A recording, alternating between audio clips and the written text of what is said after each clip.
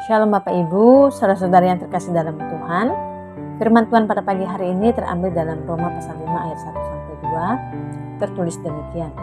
Sebab itu kita yang dibenarkan karena iman, kita hidup dalam damai sejahtera dengan Allah oleh karena Tuhan kita Yesus Kristus. Oleh Dia kita juga beroleh jalan masuk oleh iman kepada kasih karunia ini. Di dalam kasih karunia ini kita berdiri dan kita bermegah dalam pengharapan akan menerima kemuliaan Allah. Pada pagi hari ini kita akan merenungkan firman Tuhan dengan tema berkat dari hidup benar. Berbicara tentang berkat, bagaimana perasaan kita ketika ada orang yang mengatakan Tuhan Yesus memberkati? Apakah kita memiliki perasaan sedih atau senang? Tentu saja kita akan merasa senang sebab yang diucapkan adalah perkataan berkat. Berkat merupakan segala bentuk kebaikan, anugerah, atau kebahagiaan yang diberikan oleh Tuhan kepada orang yang hidup sesuai dengan kehendaknya. Artinya berkat Tuhan Ia sediakan bagi orang-orang percaya yang beriman kepadanya dan hidup dengan benar.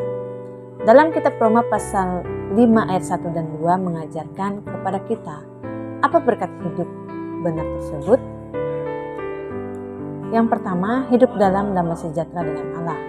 Dalam ayat 1. Damai sejahtera adalah tanda kehadiran kerajaan Allah di bumi. Damai sejahtera yang sesungguhnya hanya dapat kita miliki bersama Yesus Kristus. Sebagaimana tertulis dalam Yohanes pasal 14 ayat 27 menyatakan, damai sejahtera kutinggalkan bagimu, damai sejahteraku kuberikan kepadamu, dan apa yang kuberikan tidak seperti yang diberikan oleh dunia kepadamu. Janganlah gelisah dan gentar hati. Pembacaan Alkitab hari ini menyatakan bahwa kita dibenarkan karena iman. Karena iman kita dapat hidup dalam damai sejahtera dengan Tuhan Allah. Dibenarkan dan didamaikan hanya dimungkinkan karena Yesus Kristus sudah membayar lunas hutang dosa kita melalui kematiannya di kayu salib. Pembenaran karena iman memungkinkan orang percaya berdamai dengan Tuhan Allah, berdamai dengan sesama, dan berdamai dengan diri sendiri. Damai sejahtera adalah anugerah yang terbesar yang tidak dapat dibeli dengan materi. Kita memperolehnya karena mengimani dan mempercayai Yesus Kristus. Oleh karena itu, biarlah kiranya damai sejahtera Kristus memerintah dalam hati dan hidup kita. Kedua, hidup memperoleh kasih karunia.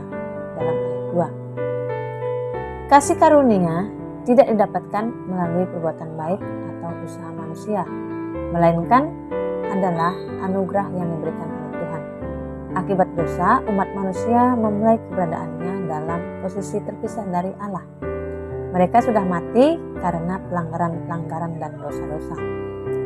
Tertulis dalam Efesus pasal 2 ayat 1. Lebih dari itu, pengalaman hidup setiap manusia akan dipengaruhi oleh dampak buruk dosa, yaitu mementingkan diri sendiri, ketidakjujuran, kekejian, ketakutan, ketidaksetiaan, penipuan, dan sebagainya.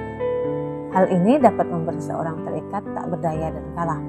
Kehancuran ini datang dari kuasa maut, tertulis dalam Roma pasal 5 ayat 17. Oleh dosa satu orang, maut telah berkuasa oleh satu orang itu. Ketika Adam jatuh dalam dosa dan pemberontakan, dosa menjadi musuh jiwa manusia yang mendapatkan jalan masuk ke dalam hidup Adam dan keturunannya. Yesus mengajarkan bahwa tujuan satu-satunya dari musuh kita, pencuri datang hanya untuk mencuri dan membunuh dan membinasakan. Aku datang supaya mereka mempunyai hidup dan mempunyainya dalam segala kelimpahan. Tertulis dalam Yohanes 10 ayat 10. Inilah yang menjadikan kita memperoleh berkat hidup benar di hadapannya, yaitu kasih karunia Allah yang membebaskan kita dari kebinasaan. Selamat beraktivitas, Tuhan Yesus